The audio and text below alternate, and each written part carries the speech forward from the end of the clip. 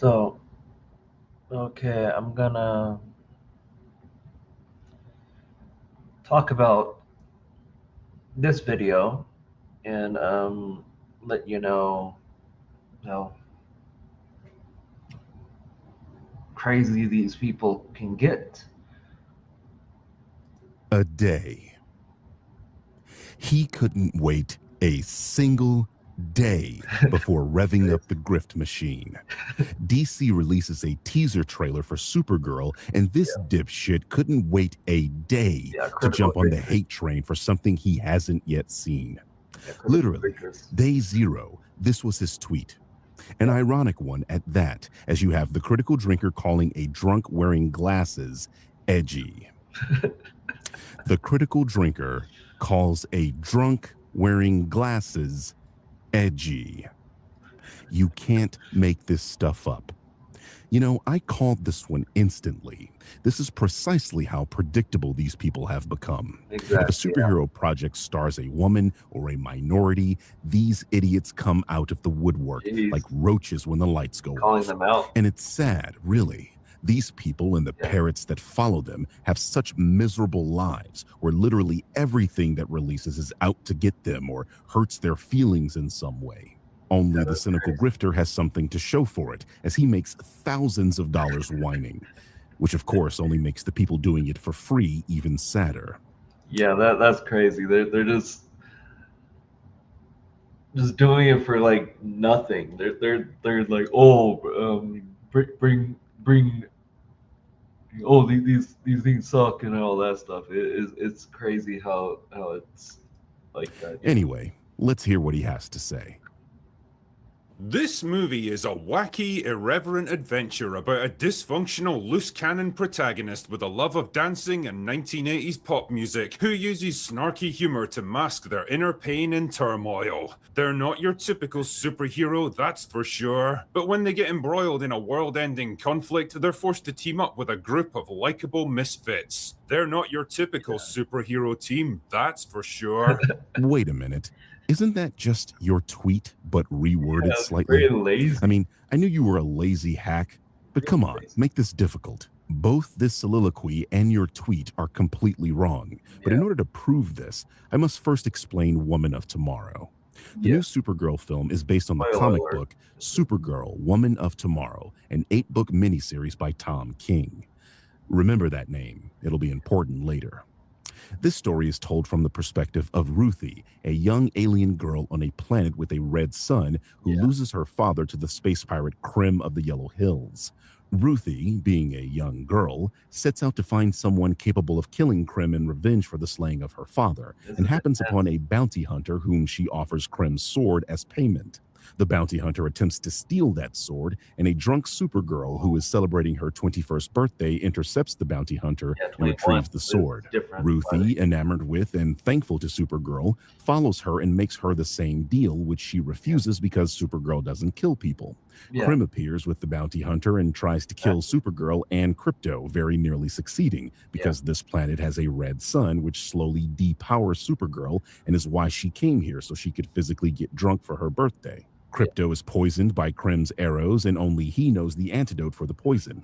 Krim then steals this is Supergirl's really ship, crazy. and now unable to fly after him due to the red sun, Supergirl is stranded with Ruthie, and they go on an adventure to catch Krim, force him to give them the antidote for Krypto's poisoning, and kill Krim for killing Ruthie's father. This story is fucking awesome, and I highly recommend any comic book fan that hasn't yet read it to do so, because not only is the story and artwork phenomenal, you'll be introduced to a fantastic new DC character in Ruthie Mary Knoll, and she might even be your favorite character in the story. Maybe. Now, back to Drinker's tweet. He's characterized this trailer as a wacky space adventure about a dysfunctional hero who has to partner up with a quirky band of misfits. Now, dear viewer, what part of the synopsis of Woman of Tomorrow that I just explained is a dysfunctional hero partnering up with a quirky band of misfits? There are two protagonists in this story, not Supergirl partnering up with a band of misfits. Yeah, it's not a group. Supergirl isn't dysfunctional. She came to this planet in order to celebrate her birthday, and because there is a red sun, she's finally able to get drunk. In the comic, the reason she does this is because she's still mourning the loss of her mother, father, and Krypton, something the trailer actually shows. Also shown in the trailer is Kara suffering from a hangover, another thing lifted directly from the comic. Where in that trailer was it shown that this apparent team of misfits are taking on a bigger threat? Krim, while dangerous to regular people in the story, is literally no match for Supergirl and has to use a magical orb to BFR her. So you see, so far, nothing of what Drinker has said about this film is accurate to the trailer or the comic book the story is based on. This is because Drinker does not know what he's talking about, has no knowledge of the source material, has a child's grasp on marketing material, and is so fucking lazy that he won't even do the bare minimum to understand why certain things are being shown to him. It has been known long before this trailer even dropped that they would be adapting Tom King's comic book. Here, I'll prove it. This is a screenshot of Wikipedia's entry on the film from July of this year.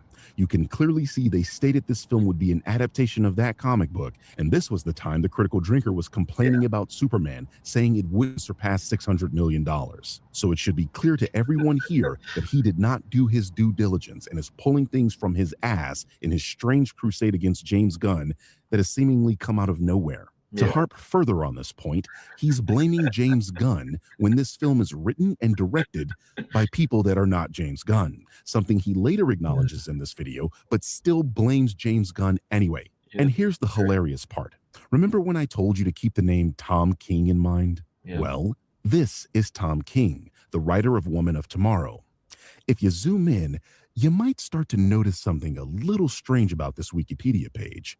And it's this passage where it clearly states that Tom was brought into DC Studios to be one of the architects of the DCU. So the writer of the story this film is stated to be based on is heavily involved with this film, and when you watch the trailer seems to be lifting things directly from the comic book it was based on that this man wrote. And Drinker still blames James Gunn. The same James Gunn that explicitly stated it's important to him that the writers and directors of these projects give their own self-expression to those projects. The same James Gunn that stated he's giving those artists the freedom to create what they want to create and that he likes when things are tonally incongruent but come together in interesting ways. That James Gunn. The 8 to 10 year arc is, a lot of what DC is, and the fun for me really is in the world building, not just the story building. That's, DCU isn't, I don't think of DCU as being, this is a story we're telling over multiple films and TV shows about one big bad. I don't want to have to do, as an audience member, to do the homework, to have to see every single thing. It is more of a connected universe that exists within one place, which is the DCU, which will have differences depending on who the artists and the directors and the production designers that are making the shows. Which will have differences depending on who the artists and the directors and the production designers that are making the shows. Boom. Our gang have to learn to put aside their differences and work together to save the day. And along the way, our main character finds a new surrogate family in this crazy group of outcasts and learns that sometimes the real heroes are the friends we make along the way. After everything that I've just told and shown you, it should now be very clear that this guy is a moron that doesn't know anything about what he's talking about. His grasp on marketing material is amateur at best, and it's clear he immediately hopped on a microphone the second this trailer dropped to drum up hatred on a property he hasn't researched in the slightest, which is incredibly irresponsible when you have an audience that is measured in the millions. It's obvious that he was going to dislike this property no matter what it did, and that's why we've got tweets of Drinker unknowingly making fun of himself before that trailer even released. It was funny. Hey, Drinker, that drill bit isn't nearly long enough.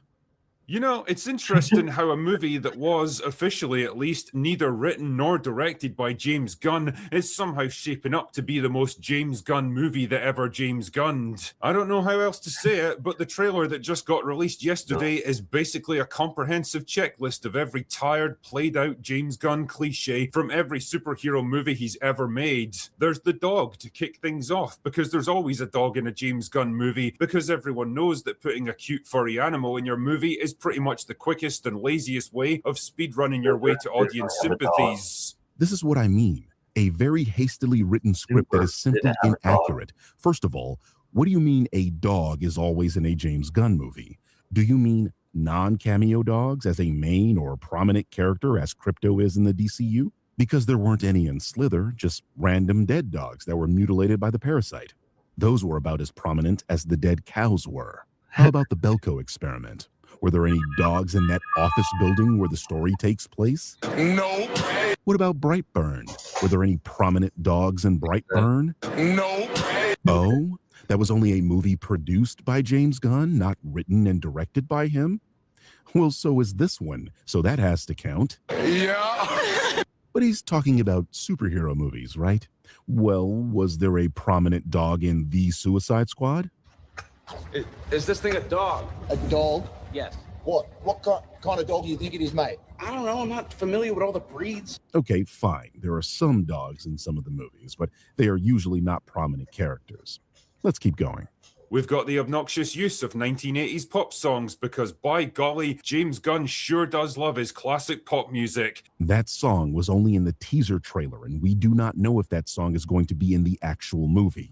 This is the Doylist-Watsonian dichotomy, where we on the other side of the fourth wall are seeing and hearing things the characters within that story are not. Again, this was a teaser trailer. The song that plays in the actual film will in all likelihood be something completely different to what we heard in the teaser. You know, because she's on an alien planet with a red sun. I'm not entirely sold on them having 1980s American music playing on a planet light years away from Earth. And newsflash, James Gunn does not have a monopoly on liking or using 80s pop music. Music from that era is extremely popular and is used all the time because it's recognizable. Atomic Blonde's trailer used 1983's Blue Monday. Kick-Ass's trailer used 1981's Bad Reputation. Ready Player One's teaser had 1981's Tom Sawyer. I mean, Thriller is played every single Halloween, for fuck's sake. It's entirely possible that the director of this film, who is 58 years old and was a teenager in the 80s, also loves 80s pop music and okayed its use in this trailer. Let's keep going. And also because after being forced to listen to Kate Bush on repeat in Stranger Things like I was trapped in some kind of Guantanamo Bay torture session, I've developed a thorough and abiding hatred of this lazy, cringe, nostalgia-milking bullshit. It's not cool and quirky anymore, it's just fucking tired. Another ironic criticism from the Critical Drinker, a guy that literally whines that modern movies aren't like the 80s movies that he grew up with. But I guess this time it's different.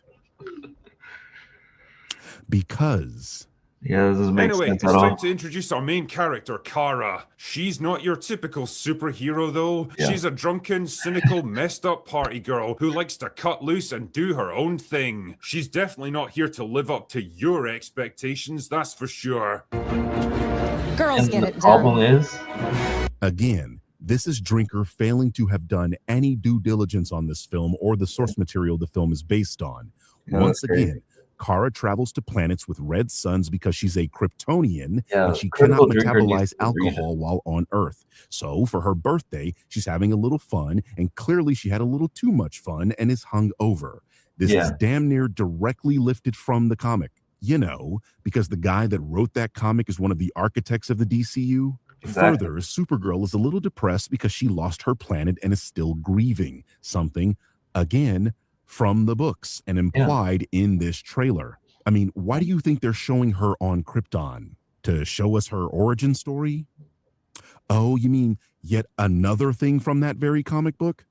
I wonder what they're trying to communicate. She's played by Millie Alcock, who turned in a great performance in House of the Dragon, and I'm sure she's going to do her best here. I mean, she's not exactly statuesque like I'd imagine Supergirl to be, but whatever. It's not like we'd expect her to do crazy stuff like work out in a gym or anything. That's because you don't know shit about Supergirl. This is how she appears in the book this film is based on. Not exactly statuesque or extremely muscular, but I digress. All she has to be is taller than Ruthie, and considering the actress playing Ruthie is 4'10" and Millie is 7 inches taller than that, This works perfectly fine. Besides, wouldn't your ridiculous audience dislike a muscular female character? Don't the people that follow you call anybody with a six-pack manly? I mean, this is the Supergirl your audience has been pretending to know anything about. I see two things, and they aren't muscles. But she looks fine as the drunk, out-of-control party girl who's going through a midlife crisis at 23 for some reason. Oh my goodness, it must be such a drag to be young and hot and superpowered. Can't imagine how you cope with it. Once again, Drinker betrays his own audience by failing to know anything about what he's talking about. Again, from her perspective, she just lost her planet and her entire family besides Clark. Supergirl's history takes a bit of explaining, but the short version is Kara Zor-El is older than Kal-El. Kal left Krypton as a baby, and Kara left as a teenager, but her ship got stuck, and she was basically frozen in time, similar to Captain America.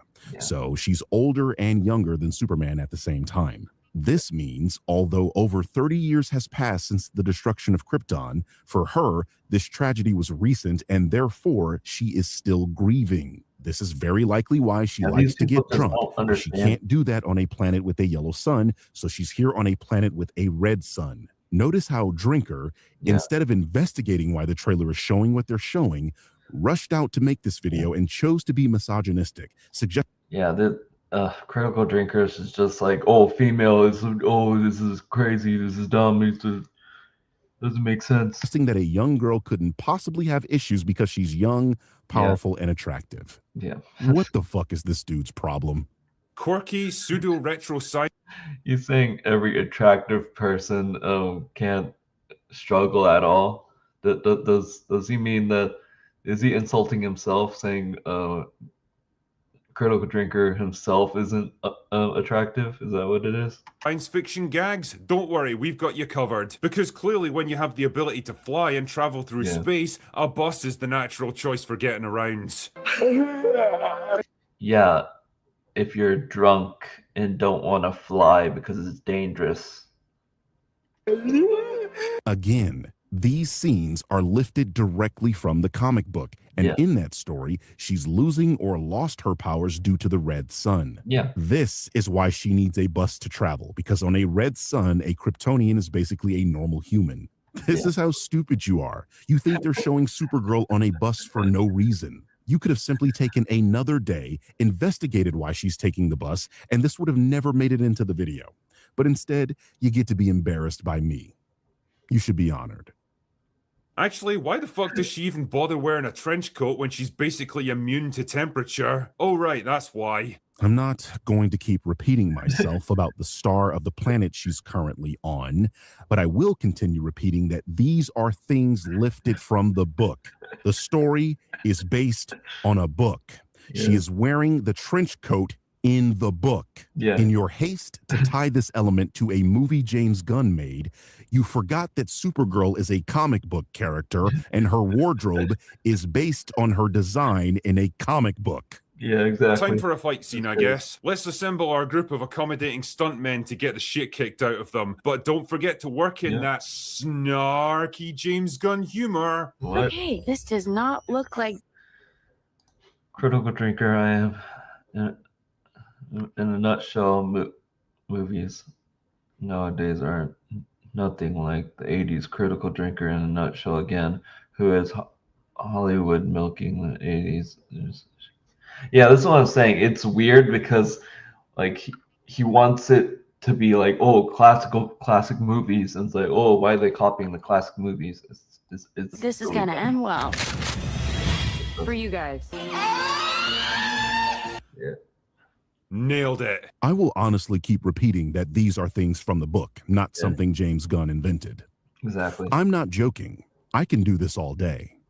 Who even wrote this shite anyway? Anna Noguera, eh? Not exactly a screenwriter I'm familiar with, but surely she must have some pretty impressive accomplishments if she's been charged with writing a $200 million blockbuster. This video's premise is that this is a James Gunn movie. But when presented with evidence that this isn't a movie written or directed by James Gunn, I mean, to say, why is Hollywood milking 80s? Not Hollywood. That's weird. Will has elected to pick on the actual writer and shit on her lack of credits, instead of admitting his initial take was wrong. You can even see the purple hyperlink color on his screenshot, showing that he just looked this writer up while making this rushed grifter slop video, hinting that he added this part of the video at the last minute when he realized his fuck up. I also noticed Supergirl, Woman of Tomorrow, isn't purple. Because of course this motherfucker couldn't be bothered to even click that one. How do any of you drinker followers not feel? You didn't even read the freaking Wikipedia article of the book to summarize the book. Disrespected by this. He's putting in your face how much he doesn't give a fuck about you or providing you with accurate information. Let's take a quick... Yeah, the hypocrite, yeah. It's because he doesn't read the book. He doesn't even read the synopsis that the Wikipedia article has. You know, like a shorter version of it that he can just quickly read and understand the story. Quick look at our IMDb page, shall we? Oh. The reason why I'm watching this is because Tyra Magnus reacted to this and pretty much supported what the Critical Drinker was talking about. Oh. Cool. So yeah. Now, how about we have a look at yours?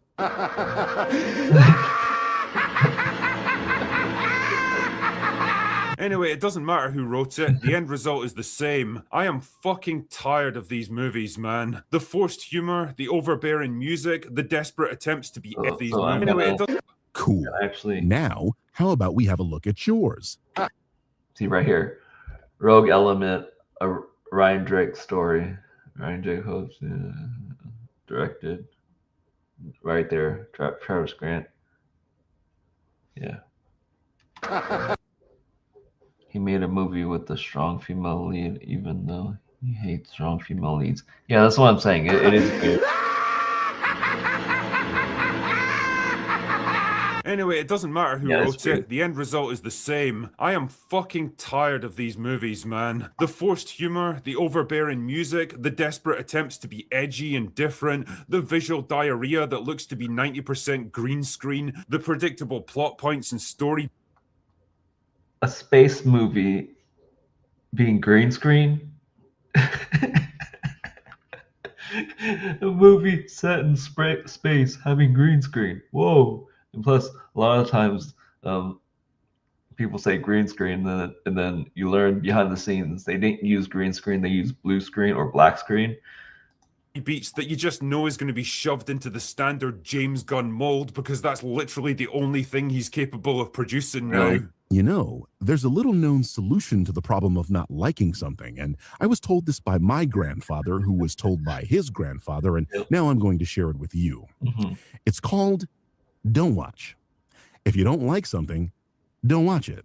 It's incredibly difficult, I know, having to stop yourself from getting in your car and driving through traffic and opening the door to the movie theater and giving them your money and sitting down in a seat for 2 hours.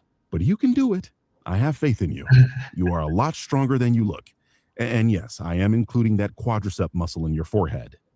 There's a word that keeps lurking in my mind whenever I think of James Gunn films, and that word is sincerity. Not because they actually possess it, God no, but because they're so completely lacking in it that it actually feels they're taking something away from the audience on a fundamental level. He's the movie equivalent of an insecure teenager who's so scared of being mocked and ridiculed that literally everything he says and does has to be cloaked in a protective shield of sarcasm, cynicism, and ironic humor. Once again, Will Jordan, the critical drinker, has failed to recognize he is criticizing himself. I mean, listen to what he said again, then watch a random drinker video with all the stupid movie clips of poop and vomit jokes. This guy is a living SpongeBob meme. You really can't get invested in anything or anyone in a James Gunn movie because it all feels like a setup for one big joke. And well, I think people are starting to feel it. Are they? What evidence do you have for this claim? Because from everything that I can see, audiences love James Gunn directed movies. Exactly. He literally doesn't have a single miss according to the audience, unless you count movie 43, which I couldn't get through the Mean Girls remake. I stopped watching it. Yeah, just don't watch a movie that you don't like. Really count. Hell, even your Superman review was rather positive. You know, for your standards. For all Zack Snyder's faults as a storyteller, and believe me, there are many, one thing you can't accuse the guy of is insincerity. His films might be slow, bloated, self-important, dour, and overly serious, but you can tell. Oh, hi. We're just watching this critical drink bashing video. Is the Birdman, and the reason why I'm watching this is because Tyron Magnus watched it and he like fully supported the whole critical drinker thing. I didn't watch it, but like thumbnail and the title clearly says that he would agree with what critical drinker says. You know, He's 100% committed to the story he's telling, and there's a kind of simplistic honesty in what he does. He's sincerely trying to show you who he is and what matters to him as a filmmaker. What even is this nonsense? How do you know Gunn isn't sincere and isn't committed to the story he's telling? Do you know the man personally? You are literally here making the case that a movie he didn't direct or write is still somehow his movie, but in the same breath, claiming he isn't committed to the story he's telling? If that were true, wouldn't that be a commitment to the story he's telling? This is how we know you're a shit writer, Will. Your conclusions don't follow the premise. At this point in the video, you're just rambling, and it's obvious this was only included to pander to the Snyder. I didn't watch the video, but I'm kind of avoiding it. I watched a little bit of what he said about Supergirl, and yeah, it's very like cringe, I'd say. Not even the Sean O'Rourke, whenever he talked about it, it's really weird because he says, "Oh, it's disrespectful," which doesn't make sense. I don't understand what disrespectful is for the Supergirl movie. Like the Sean O'Rourke video was like really weird. I think that Sean O'Rourke video was like very clickbait.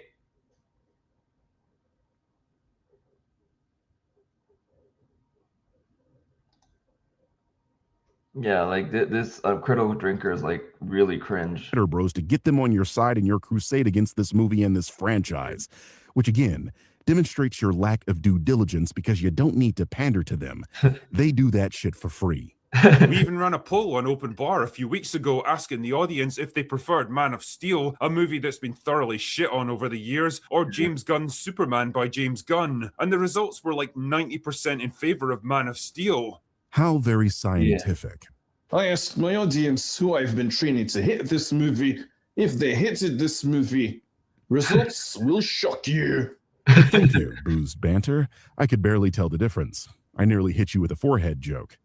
That's not an endorsement of Man of Steel. It's an indictment of James Gunn's Superman and everything that it represents. Because when you get right down to it, I honestly think most people would choose deeply flawed sincerity over polished duplicity. What I'm trying to say with all this pretentious bullshit is that... Is he saying people would like Rebel Moon over James Gunn's movies?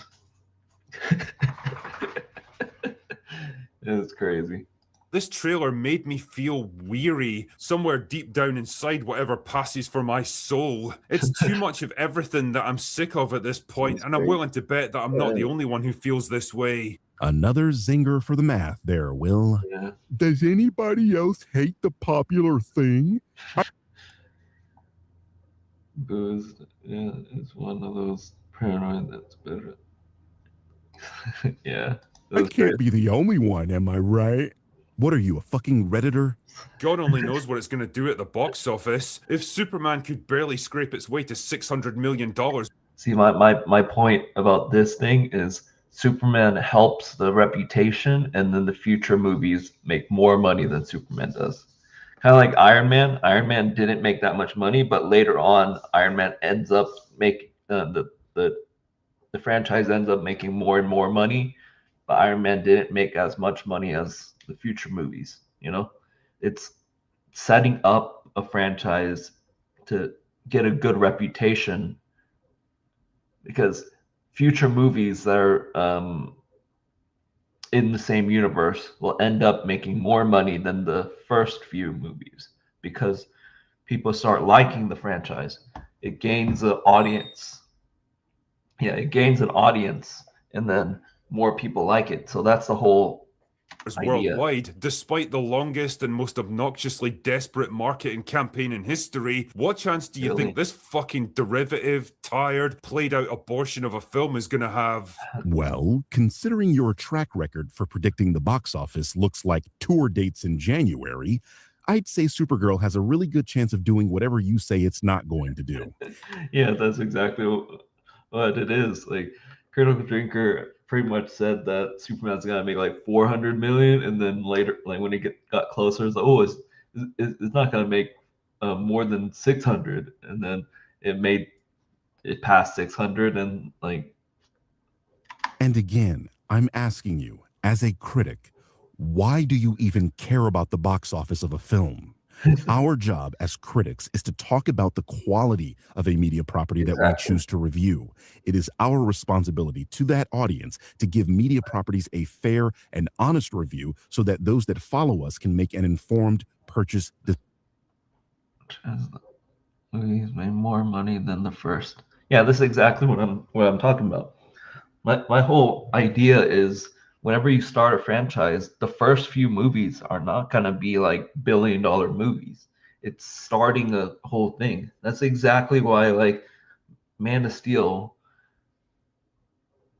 is one of the lowest like box office ones in the whole DCEU, not counting the ones that are like was during COVID and all that stuff.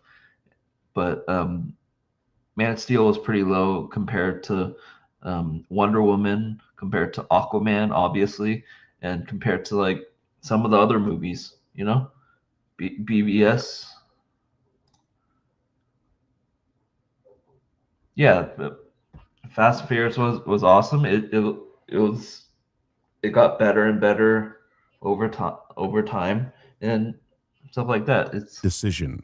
We are not there to tell them how to think and who to love or who to hate. We are there to help them come to their own conclusions based on our own opinions after having fully consumed a media property.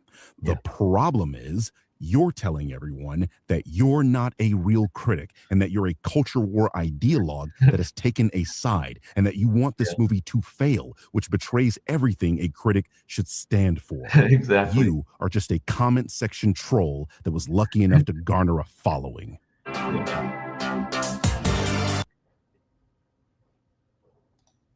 Yeah, so pretty much spot on. Oh yeah. So is Transformers the sequels more money than the first movie, except the last night? Yeah, that's what I'm saying. Like a franchise builds up the money, builds up the whole thing, and like a clear example is Batman Begins.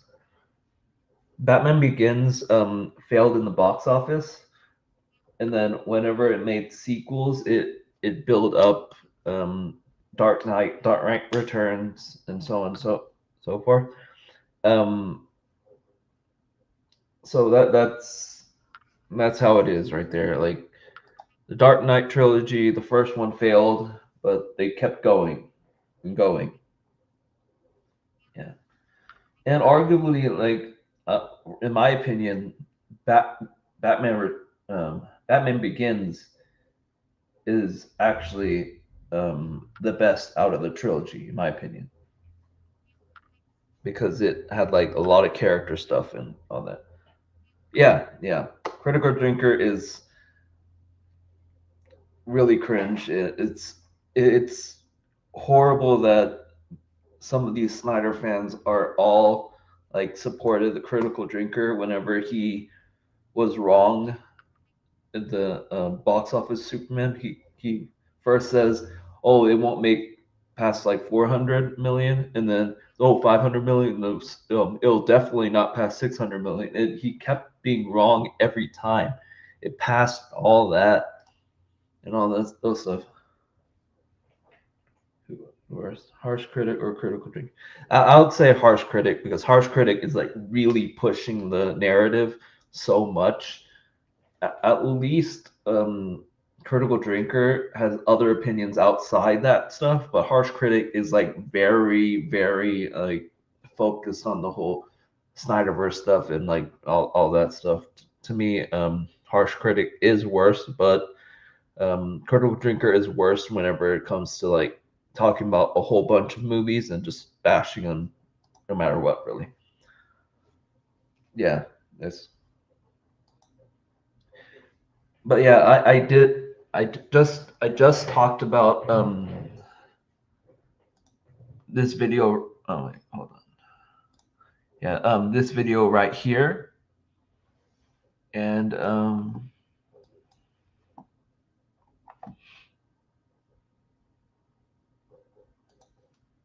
yeah. So I talked about this video right here, the critical drinker. I'm talking about critical drinker and all that stuff. So yeah, that's crazy. I'm surprised the Snyder fans support Drink, even though he thinks Rebel Moon, Man of Steel, Batman vs Superman are garbage films. Yeah, like that's the hypocrisy of the Snyder fans, really. But yeah, it's crazy, and I got accused of just only being all James Gunn and hating Snyder stuff and all that, and I clarified to that person that I did criticize the Superman movie. I have things I don't like about the Superman 2025 movie, and I talked about it during the collaboration I had with Cascade Dean. Um, so I do have criticism on the Superman movie. I just personally really like the Superman movie because my criticisms are not as bad as my criticisms on the Man of Steel and BBS. The positives outweigh the negatives for the Superman movie for me. So overall, I think it goes down to the whole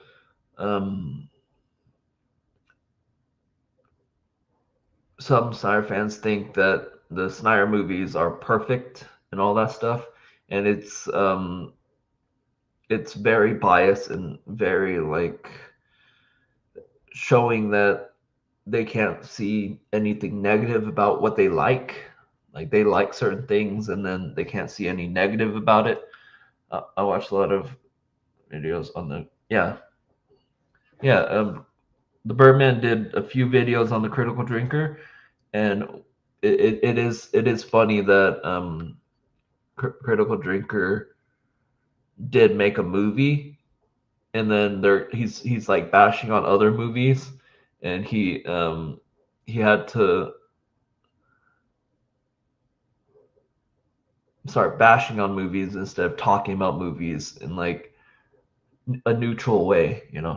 That's Snyder Bros. Sources Cosmic Book News. Yeah, that's what I'm saying. Like they believe in Cosmic Book News, and it's like, oh, Cosmic Book News was right sometimes. It's like anyone can be right a little bit. It's just if you're right all the time, if you're right like 80 or 90%, like 80 or 90% of the time, then I would trust that article or news source. But if you're only right 60 to 70% of the time, I'm not gonna trust you that much because that's too low for an actual news source.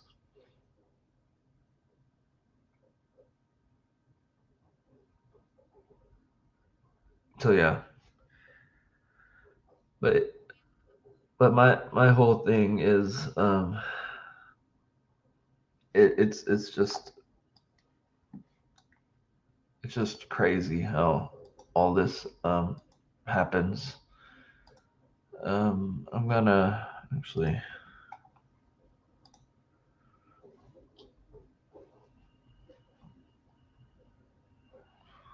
Yeah,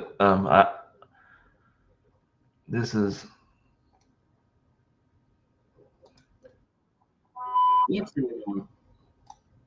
Okay, here's another one. I'm just gonna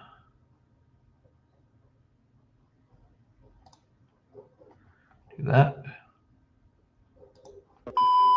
What's going on, guys? We're back with another YouTube video. So the Supergirl trailer finally came out a couple days ago. You guys saw my reaction. I really liked it. Do I think it was anything groundbreaking?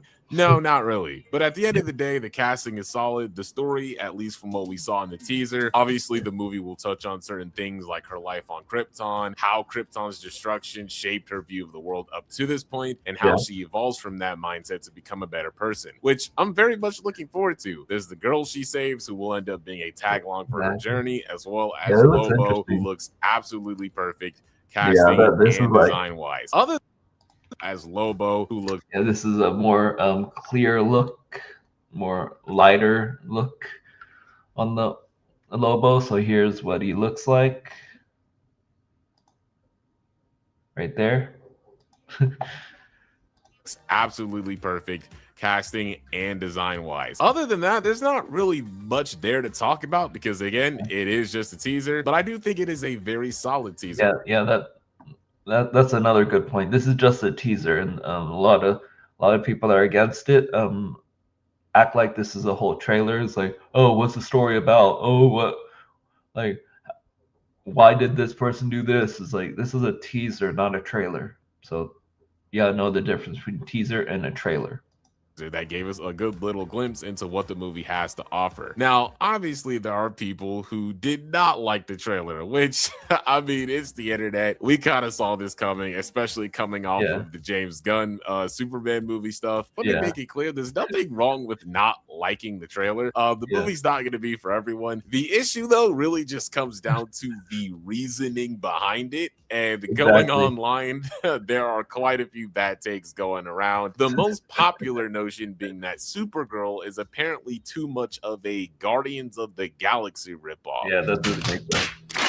Now, although there is a similar aesthetic here, I think calling it a ripoff is kind of a reach, especially when we get into, again, the reasoning behind why people are saying stuff like this. So let's just go ahead and get into these and you guys will see what I mean. Do you guys want to know why Supergirl has a Star-Lord jacket to hide her iconic suit?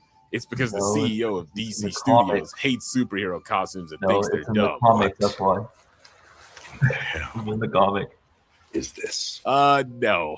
Believe it or not, the idea of Kara wearing her brown jacket is not something that came from the Guardians movie. In one of the very comics that the movie is adapting and taking from, she is shown wearing a long brown jacket over her suit. In fact, the comic actually opens with her wearing the jacket. Not to mention, I have to say, I don't know what you mean when you say they are trying to hide her iconic suit, quote unquote. You clearly see it in full force near the end of the trailer. They're not trying to hide it at all. Not a great start with this one. The only thing you could say that was quote unquote taken from Guardians, or you could say, is the Walkman, which I just see this as them doing a nod or a reference to a movie. That's not exactly the same as being a ripoff of something. For example, WandaVision casually visually references The Incredibles with a certain scene. Does that make the whole show now an automatic ripoff just because they were paying homage to it? Like, this argument makes literally no sense. In the Supergirl trailer, we also have the brightly colored space bar with our protagonist taking shots. They're not even hiding it anymore. Is this nigga serious? And he puts a scene up of Supergirl and Drax drinking at a bar and trying to use this logic to say that Supergirl copied Guardians. Once again, unfortunately, you are wrong for a couple of reasons. Firstly, this came from the comics once again. In Woman of Tomorrow, she does in fact go to an alien bar and she takes shots there. So once again, this is a symptom of you just not bothering to look at the source material. Not to mention, Lobo himself hangs out at alien bars all the time. Like, that's a staple of his character, and it's probably how Supergirl and Lobo end up meeting. If we ignore this, right, why does her going to an alien bar in space all of a sudden make it a Guardians ripoff? Like, by this logic, the Guardian movies themselves copied Star Wars. Really, this just comes down to, again, there's a similar aesthetic. These are all sci-fi adventure movies set in outer space. Of course, there are gonna be some similarities, even some nods from time to time, but that does not make it a direct copy of said thing. She's a drunk that called Superman a bitch. keeping my kids away from this content. Yeah, because superheroes have totally never swear to movies. I mean, that's never happened before. I think your kids will be all right. And if not, well, fuck them. They had an opportunity to make Supergirl a wholesome movie with a lead that young girls can look up to. They can't do that because they cannot conceive of women in that way anymore. Men, women, good, bad. It's all just one giant amorphous blob now. Really? Boy, if you don't, what the fuck are you saying? Why are you acting like they're turning her into an anti-hero? They're not doing that. They're just showing that she has flaws. Oh no, you mean DC wrote her to be flawed and act how a realistic, quirky girl would. In fact, I would think a movie of her overcoming her flaws and becoming a better person as a result of this would be a wholesome story. Much less a girl traumatized by having to witness the destruction of her home planet as a teenager. She's got survivor's guilt, cultural isolation, and probably some PTSD from having to fucking watch her parents and friends die. Like, it makes sense she would be in a mess like this. You guys do realize Kara is very different from Clark personality-wise. Like, obviously, there are some similarities there. You know, they're on the same side, obviously, and they want to do the right thing. But Supergirl has kind of always had a more rebellious and slightly cynical side to her. She's always been. Again, this is mainly because of the differences in which they grew up, which will likely be highlighted in this film. But there are times where her flaws come to the forefront. In fact, she actually became a Red Lantern at one point because of the various emotional issues and trauma that she had a hard time dealing with. It's really the, you know, iterations like Injustice 2 and CW, which is definitely not anything to go off of, that tend to characterize Kara as like just a female version of what Clark should be. But I'd say other media like My Adventures with Superman, Smallville at some points, and Superman Batman Apocalypse tackle her feelings of isolation and various other issues she deals with pretty well. CW offered us a better portrayal of Supergirl. Who agrees? The Supergirl 2026 trailer had bad music, disrespect of Superman, angsty drunk teen mentality, mid-fight battle scenes, milking the use of CGI animal.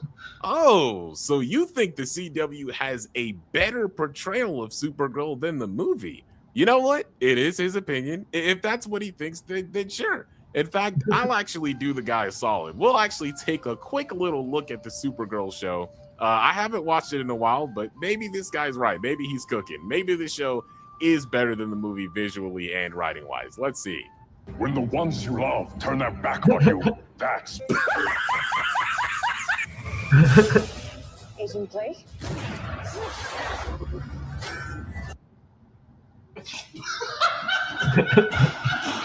Now! What the hell? Oh my God, no way, It's crazy. Seem dark. A horrible CGI. So, unfortunately, after taking a quick look at this, I'm gonna have to respectfully disagree with bro on this one. I think the show actually does a disservice to Supergirl based on what we've seen here. It looks like the CW show is actually the one with the bad CGI, the bad music, and the bad fight scenes. Of course, it is your opinion, so if you like the show more, then cool. But saying the show is of better quality than the movie, I mean, there just doesn't seem... Yeah, that's crazy. It's a TV show, the Supergirl show effect look laughable. That's kind of his point. His point is saying, like, you can't say that the show is better than the movie because the movie's budget's gonna be way less. Like, the TV show's budget's gonna be way less. Seem to be substantial evidence that supports that claim. So we'll just have to go ahead and move on to the next one. Now, apparently there are also some people who felt a certain type of way about the poster of the film. One of them being heel versus babyface, truth, justice, whatever. So sick of this nihilistic, apathetic age of anything but superheroes. Again, how is this nihilistic? All this is a symbolism of her rebellious nature compared to Clark. This literally has no nihilism in it at all. It's just taking a twist on a commonly known phrase to represent a different character. It's supposed to say the American way there. Why exactly? Didn't we have this talk with Captain America and how these various superheroes like this were updated to not just be fighting for the American way, but the values that America should strive to live up to? Yeah, It's one of the reasons that Superman's motto was changed a long while ago from the American way to a better tomorrow. These are illegal aliens from outer space who are champions of the entire world, not just America. So limiting their scope of morality to the American way is honestly a slap in the face to what these characters stand for, and I'm glad they changed it. Especially if we look at the current state of America today, we're definitely not at a place where good values and leadership align and, you know, making the right decisions. So there's that. First time in history, I'd actually prefer the DEI edgelord multiverse version over the real thing. At least Sasha Call can act and made me care about the character. Oh my lord, do y'all even know what DEI means at this point? Like, you don't really sound like you care about the character at all if you're just throwing phrases like that around at any female character. Now, I actually do like Sasha Call's version of the character. In fact, she was probably one of the only good things about the train wreck that is the Flash movie, but Millie's version just seems way more physically accurate to the character just off what we've seen. So again, it just doesn't make sense to make a definitive statement like that saying Sasha's version is and the new one actually has a backstory to this versus the Flash one. She didn't have a backstory. You know, better. She was cool, but she wasn't really that explored to a full degree like what we're gonna get here. So it's just nonsensical to say that her version is definitively better, especially since we haven't seen the full movie. What's Superman like? He sees the good in people. I see the truth. This is more of the same crap, and I'm sick of it. The female superhero can't stand on her own unless she's putting down the male. What? And having the dog pee on Superman, fuck off with that. This has to be rage bait. Like, there's no way. Yeah. There's no way this is serious. Like, she wasn't even putting him down. She was just saying that she has a different point of view than he does. Yeah, like, exactly. It's not what the fuck? The dog is peeing on Superman? No, the dog is peeing on the newspaper. Dogs pee on newspapers. Like, what? Yeah, I think we're done here. Anyways, guys, that's going to be it for the video. Let me know what you guys think. If you like what you see, be sure to like the video, share, comment on the video, and subscribe if you haven't already. Thank you, guys. Yeah, this is High CHD. High CHD is the channel. High CHD right there. So yeah, that I just needed to point out like these craziness. Yeah.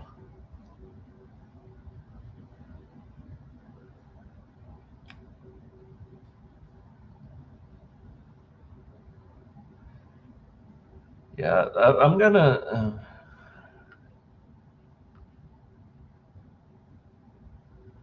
Okay, so this is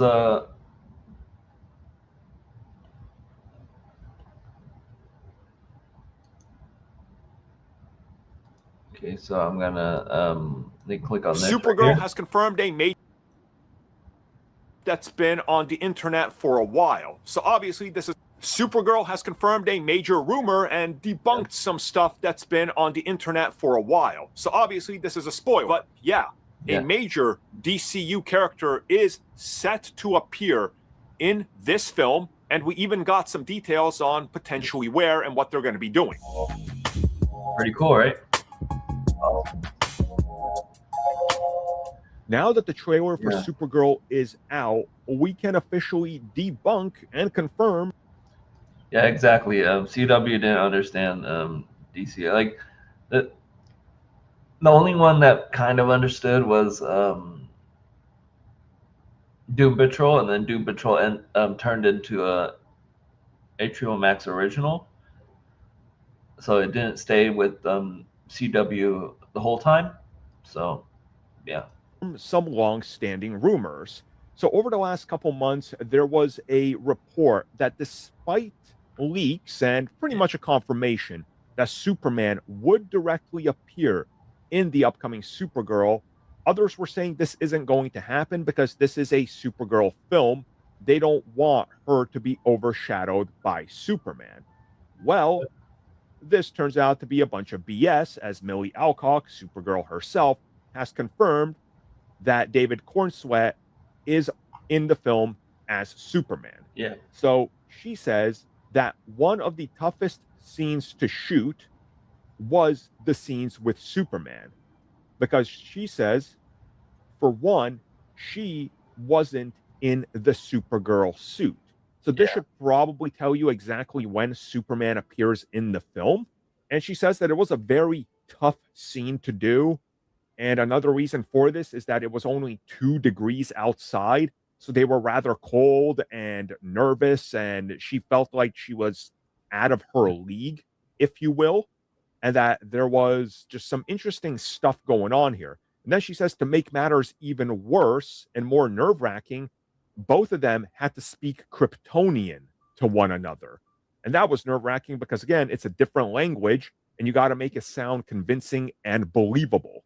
Yeah. So right here, she's just confirmed a lot of details that I think honestly tell us, if you just look at what we know from the trailer, how this is going to work out in terms of sequentially and when this could fit into the film and how. And it's pretty exciting. I'm not going to lie. I'm excited to see Superman back again, just a year after his film, back on film already.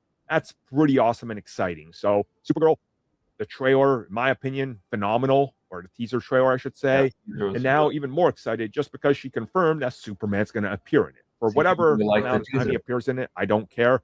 It's just going to be good to see him back. Thank you for checking out that video, and thank you for your continued support. Feel free to like, share, subscribe, do whatever you will. And if you're so inclined and would like some additional content from us, which includes we just saw the teaser trailer for Supergirl, and we got to talk about it. Also, I got my cat Mortimer on my lap here. He's got a lot to say about this one because Supergirl saved some cats. We saw it in the newspaper, and that was good of her. That was a good thing that she did. I don't know why it's kind of framed as less important than Superman averting a nuclear disaster, because it's clear she had a couple of cats, not just one. So that's very important. I think this trailer is going to be interesting. I think a lot of people are going to have a lot to say about it, and that is for many, many reasons.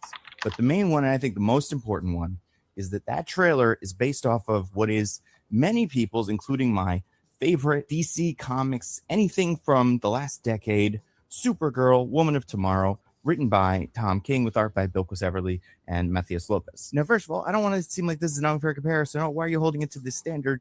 Because originally, this movie was named Supergirl, Woman of Tomorrow. And just based on the trailer, it is very clearly CW made Arrow dark and serious. Smallville version was better when you had a Green Arrow and a Clark Kent show better green lights.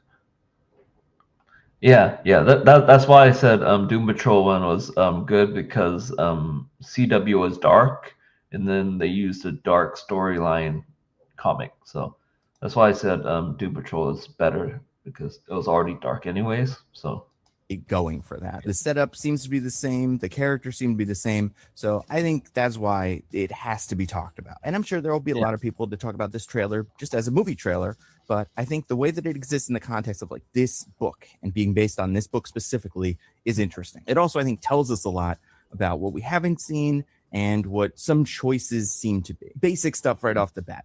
This movie stars Miley Alcock. Most people know her from House of the Dragon. She was on that show Sirens. She's a very popular young actor. I wouldn't say she is the most famous member of this cast, but I would say like she's up there. And this is the first cinematic Supergirl movie since the Helen Slater movie from the 1980s. And then obviously you had Sasha Calle playing Supergirl in The Flash. But I think these days, when most people think Supergirl, you think of Melissa Benoist in the Supergirl show. For many seasons, she showed up in all the crossovers. By the end of it, she was a huge part.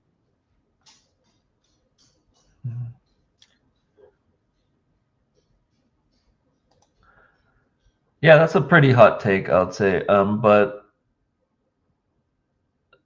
I would say just a few of the DCEU movies. Shazam was good. Aquaman was good. Wonder Woman was good.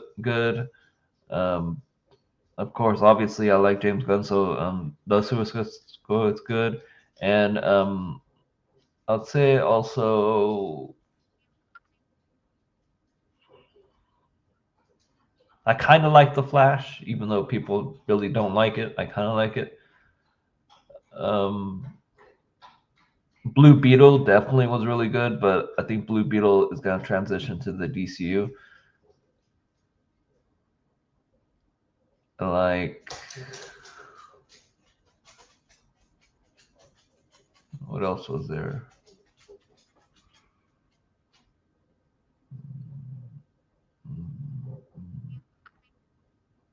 I think that's about it. Birds of Prey. I really don't like the fact that they chose Birds of Prey instead of Sirens, because I heard there was choice between Birds of Prey or Sirens. I think they should have chose Sirens. Part of the CW Arrowverse, and I would say her version of the character felt the closest to just like a plain old Supergirl, not a take on Supergirl, just Supergirl. And while I think the Miley Alcock Supergirl is supposed to also feel like just a plain old Supergirl, she's very clearly inspired by the Supergirl from this book, which we'll talk about. This movie is directed by Craig Gillespie. I'd say what he's known for is split between television and movies pretty evenly. He's directed a lot of television, recent stuff like Your Friends and Neighbors, and Mike Tyson Show, Pam and Tommy, Physical. And he's directed some movies. That Dumb Money movie starring almost everyone's favorite actor, Paul Dano. He directed the Cruella movie, and probably most notably, what they will credit him as the director of in a future version of this, like a different trailer. He directed I, Tonya. So speaking of a blonde woman who has problems, and besides being adapted by the Tom King book, and I'm pretty sure the trailers got if they're gonna do the whole from the director of, they'll do from the director of Cruella, because it's well known and it's family friendly. And if Supergirl, they're trying to aim for that whole family friendly. If they try to aim for that family friendly thing, they could do the Cruella, because that's Look, the script is written by Ana Noguera. And Ana is interesting because apparently the script for this movie is so good that James Gunn wants Ana to also write the Teen Titans movie and the Wonder Woman movie. Now, if you just look at her IMDb page, this is surprising because she doesn't have any other feature films that she has written. However, she did write 2 plays, so I think looking at just her IMDb page doesn't tell the whole story. I've not seen these plays, but from looking online, her play Which Way to the Stage was well reviewed. So if you want to be like, oh, what's this gonna feel like? What's the writing of this gonna feel like? Obviously, read Woman of Tomorrow, but also I guess try to find a shoot of one of those plays or the script. If you look at the New York Times review of Which Way to the Stage, her most recent play, I believe, as of 2022, it mentions things like anger, love, cynicism. So those are very much in line with how Kara works, how the specific comic Woman of Tomorrow works. So that's good. Another main character. This is a good start for the writer. So overall, just stop from there because it'd be a different thing. But overall, pretty good start for the writer. And yeah, I'm gonna click on this. The most controversial thing about the latest Superman movie was how much money it made, because even the most controversial thing about the latest Superman movie was how much money it made, because even though it turned a profit, it didn't hit the same numbers as Man of Steel. It turned a profit, yeah. But how would you feel if I told you that the next Supergirl movie might beat them both? I know it sounds crazy, especially since the only Supergirl movie we've had bombed back in 1984. But there are 3 reasons. What's worse is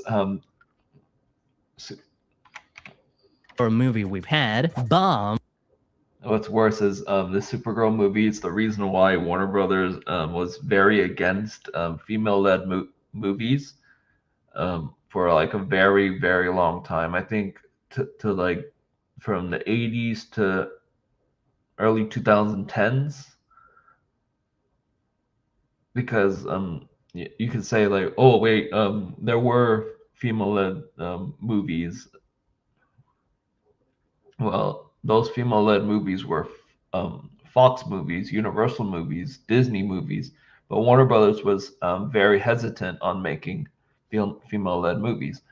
back in 1984. But there are 3 reasons why Superman's Cousin is said to be DC's next box office hit. The first is that it's dropping at the best possible time, because DC hasn't been doing this well since The Dark Knight Rises came out in 2012. That success carried over to Man of Steel the next year, which made $670 million.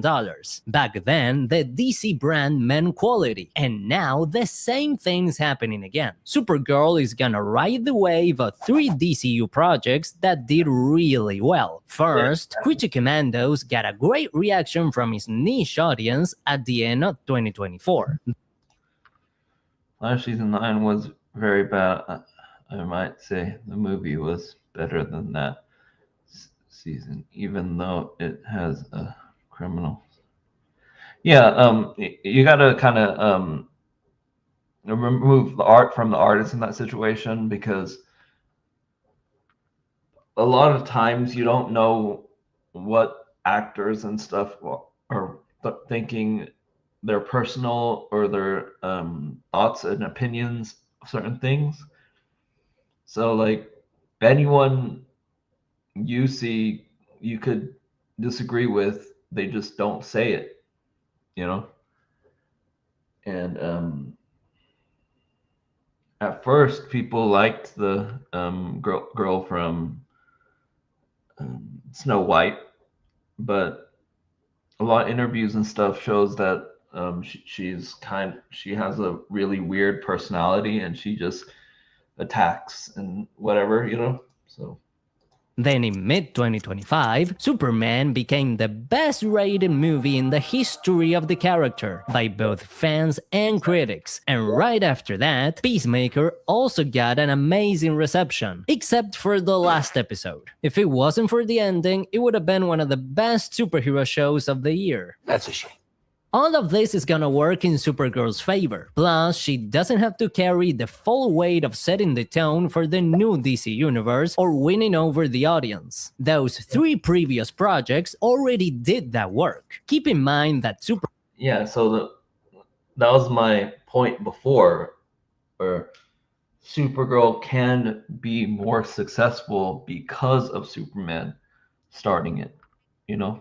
Superman had the handicap of some people still not trusting James Gunn, or not being into the idea of rebooting the DC universe. But thanks to good word of mouth, the movie got 13 million global viewers to watch the film on HBO Max in its first 10 days. There's a people don't understand that this the Superman movie got more views later on after the theatrical release. A good chance those folks go to the theaters to see Supergirl. It'd be like what happened with the Spider-Verse movies. The first one only made $394 million, which was pretty low considering how good it was and the amazing reviews it got. But since the people who saw it in theaters loved it, the buzz kept growing. It crushed it on digital, and the second movie ended up making $690 million, all thanks to the first one's great reputation. Now, I'm not saying Supergirl is gonna make almost double what Superman did or easily cross $1 billion, because it's not a direct sequel. Even though it's the same character we saw in this scene, there's no confirmation that David Corenswet's Superman is even gonna make a cameo. But the momentum of the DCU is definitely gonna help it at the box office, because the DC brand doesn't have the bad rep it had a few years ago. If you need... See, he completely understands, like, DC actually has a better reputation than it had when Wonder Woman 2 came out, and then it made a worse reputation over time. And yeah, some people, pretty much most people, did not like the original David Ayer Suicide Squad movie. And people say, oh, we need the director's cut, the David Ayer cut. But like, a cut doesn't mean it's going to be a completely different movie, because he still shot the same scenes that are shown on the movie. He still shot those scenes that some people don't like. So no matter what, it's Batman Begins was more of Batman movie than Dark Knight and Dark Knight Rises are more of a criminal. Yeah, that's what I'm saying. That's why I like Batman Begins the best, but people like the Dark Knight better. But this point that you're saying is the reason why I like Batman Begins better, because you feel like this is Batman. Proof, in under 4 hours, the teaser of the teaser for Supergirl pulled in almost twice as many interactions as the Superman teaser. Yeah. Wow.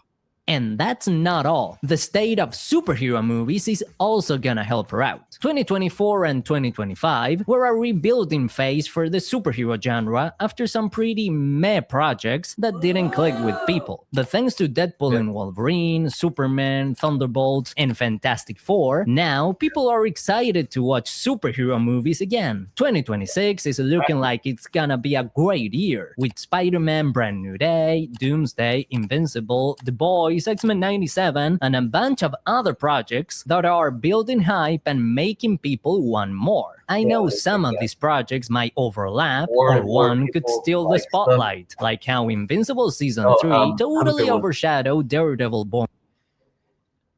Yeah. So, but after this, I think I'm just gonna record a video instead of do a live stream. But yeah, have a good one. But yeah, this is really crazy. Again in online conversations. But overall, when people are hungry for more superhero stuff, that always helps. And it's not like the release of Brand New Day is gonna eat up Supergirl, because they are coming out more than a month apart. The second big thing Supergirl's got going for her is the good buzz she's had ever since the movie was announced. That's because back in 2020, some people liked the book, and then the fact that people like the book, people are gonna watch this movie.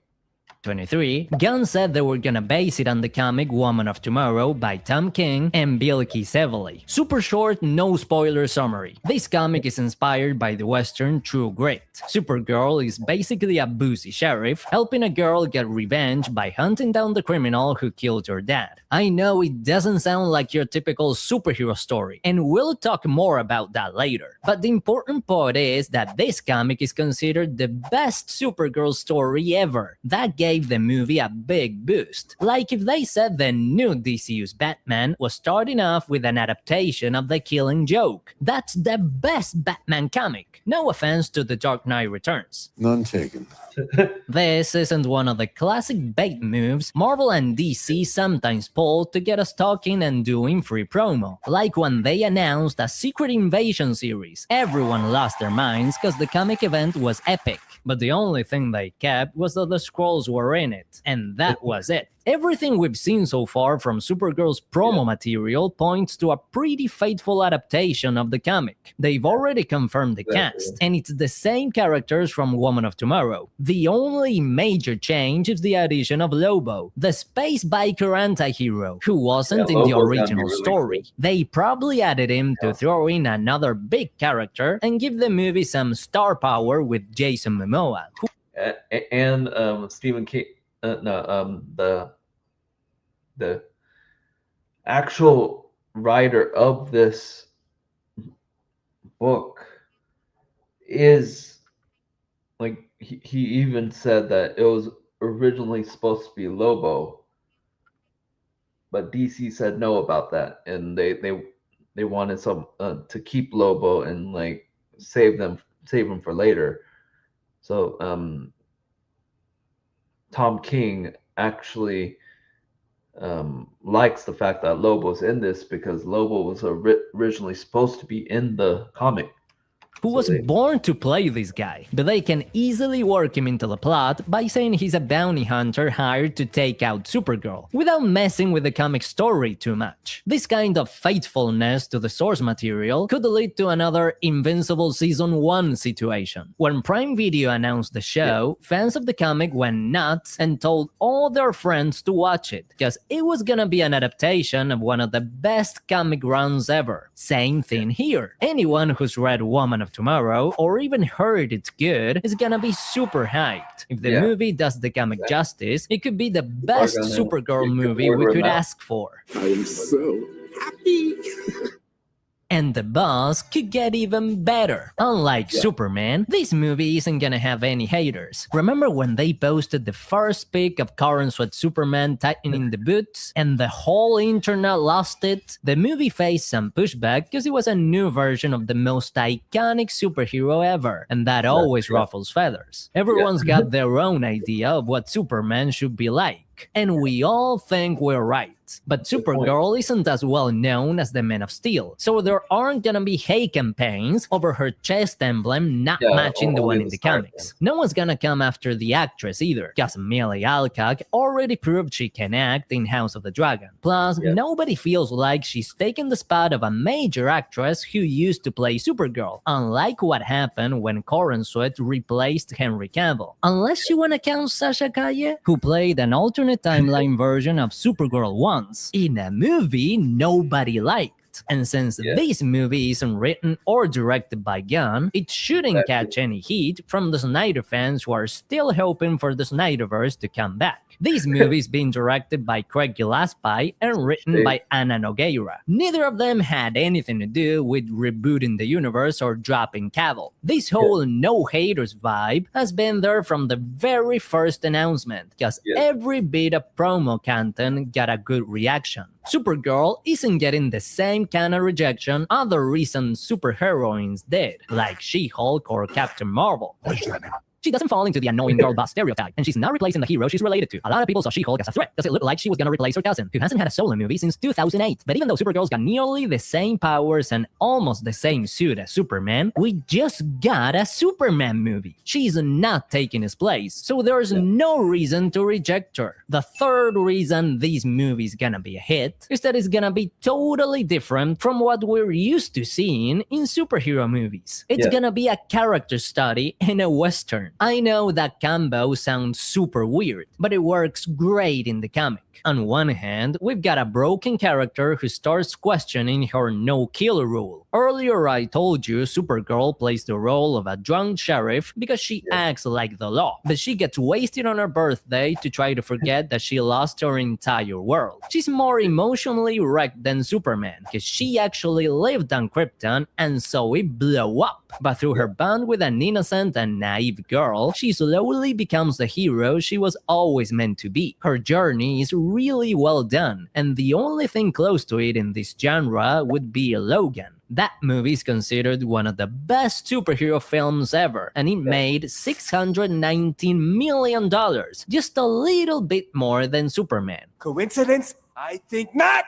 I know it might sound like I'm overhyping it, especially since we've only seen a teaser so far, but if this ends up being a solid adaptation of the comic, we might be looking at a superhero movie that gets talked about for years. If the word of mouth reflects that during the first week after release, I'm sure a lot of people are gonna wanna check it out in theaters to see if it really is that good. It'd be like what happened with Dune Part 2, which made almost twice as much as the first one because everyone kept saying it was one of the best sci-fi movies ever made. And that's not all. The story and tone might have a lot in common with Logan, but visually, Supergirl looks more like Guardians of the Galaxy, Aquaman 1, or Avatar. Big adventures in wild new worlds that are nothing like ours. Since the movie's set across a bunch of crazy planets, DC's gonna market it as a cosmic adventure that's worth seeing on the big screen, because there's nothing else like it. We're talking metal-eating dragons, Jason Momoa riding a flying bike, space pirates, and green lava forests. Superman was a classic Silver Age-style adventure, the blueprint for any superhero movie. Brand New Day is gonna be a classic Spider-Man comic with lots of villains. Doomsday is gonna be a multiverse-level event, but Supergirl is gonna be a personal, emotional journey that makes you think, Mark, all while unfolding in a wild setting that brings a fresh sense of adventure you don't often see in this genre. And if that's still not enough to convince you that Supergirl could break over 700 million, this is a movie where a jerk shoots a poor little dog with a poisoned arrow. Yep, John Wick, but with superheroes. Of course, Supergirl is gonna have to be really good to hit those numbers, and I'm not sure it can hit 1 billion. That's super tough these it doesn't need days, to hit 1 especially billion, for superhero movies. I explain good. why in this video.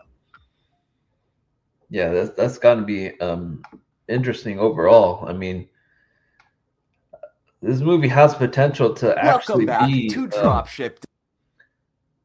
be one of like the highest, like really freaking awesome. This is gonna be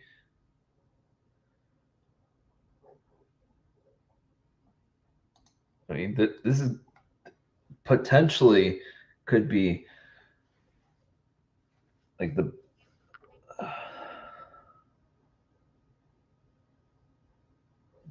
I mean, but let me know what you think, and if you just started watching this live stream, you can go back and see what I did, and this is really interesting how all this is playing out, because it is could potentially be a big big movie, really hype overall, because if it keeps getting good word of mouth, this could be interesting.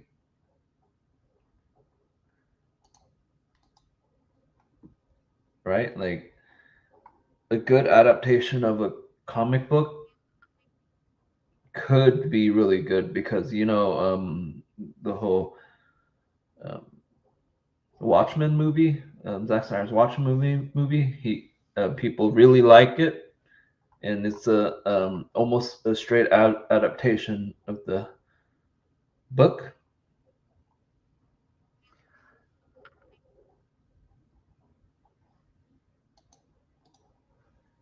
And yeah, it's has really good potential overall, and this is going to be a cool situation happening.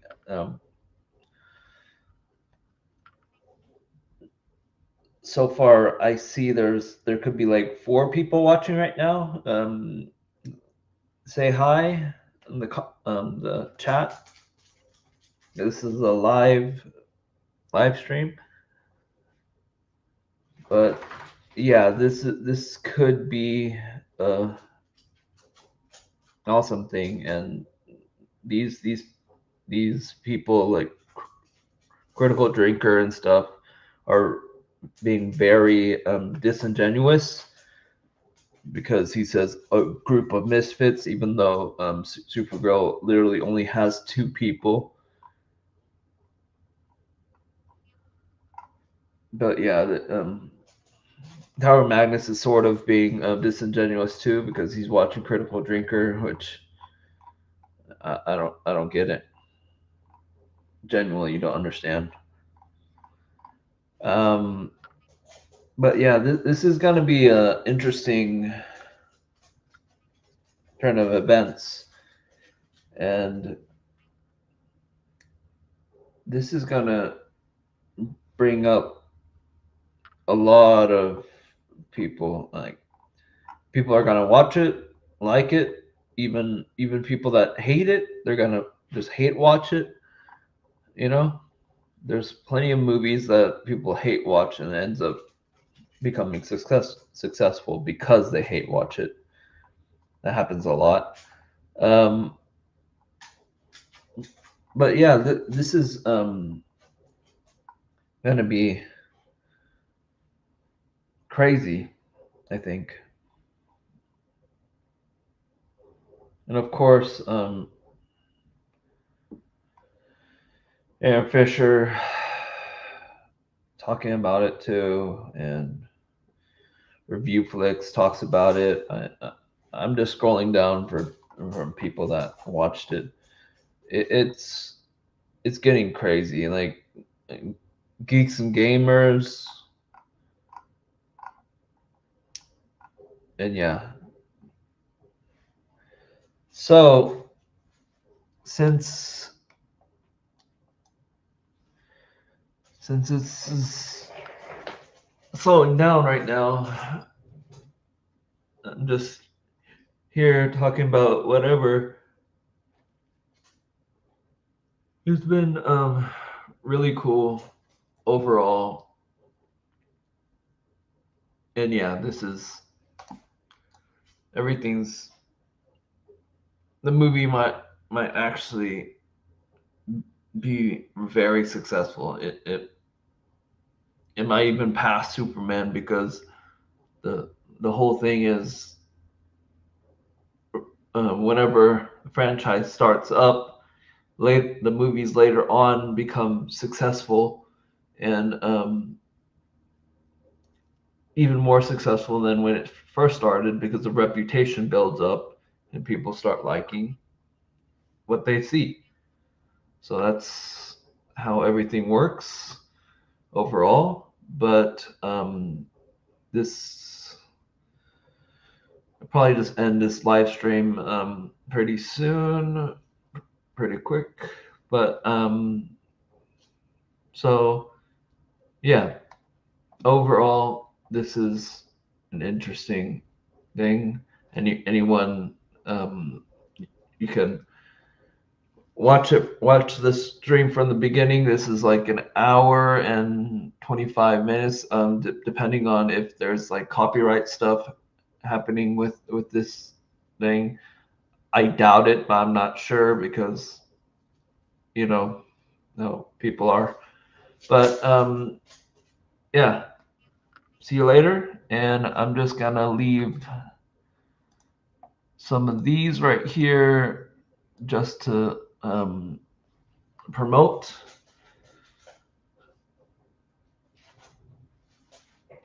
This is just suggestion for supporting me, but that's about it. Not begging at all. It's not forcing anybody to do anything that they would want to do at all. I'm not doing a GoFundMe forcing people to do stuff or anything like that. Here's everything. Want to support Johnny Dome? Feel free to buy me a coffee at buymeacoffee.com/Johnny Dome or scan the QR code. There you go. And that's pretty much it for then. And also in the beginning of the stream, I presented that. So that's kind of how everything is going right now. I talked about the whole thing in the beginning, and yeah, people are going back and forth with the live stream. People are leaving, people are coming back, or new people, I guess, or whatever. But overall, this is good. Supergirl actually might surpass Superman. So yeah. When is your next live stream?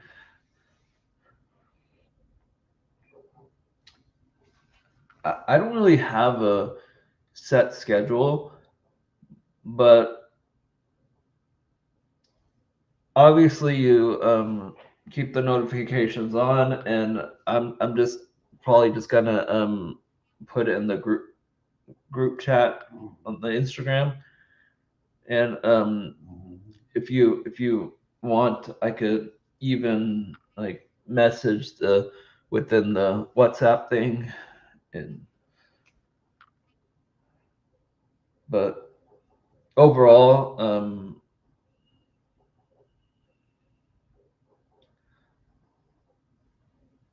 I could do it more consistently because I got a new computer, but like right after this, I'm gonna make a video instead, talking about another thing, But overall, this is gonna be a thing. I'm not sure.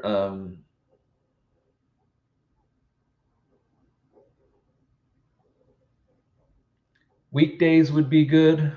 A lot of times in the weekdays, I would say. Weekends, occasional weekends, I would say. I go to work sometimes, most of the weekends, but if this channel grows even more, I can get a more consistent schedule. But since this is just for fun, I'm not gonna really do much, and I'm not really making money out of this. That's why I just have a whole suggestion of like the whole buy me a coffee thing. But overall, this is that's my plan overall. Weekdays, morning to afternoon, I'd say. But mostly I'm just gonna do some short videos, some community posts. I do community posts way more often than a lot of the stuff because my schedule is kind of confusing right now. But I can do it in the group chat, let you know when I'm live. So yeah. If I ever like grow bigger, I can and then once I get my first YouTube check, I can probably be more consistent. But overall, yeah. Have a good one. Bye bye.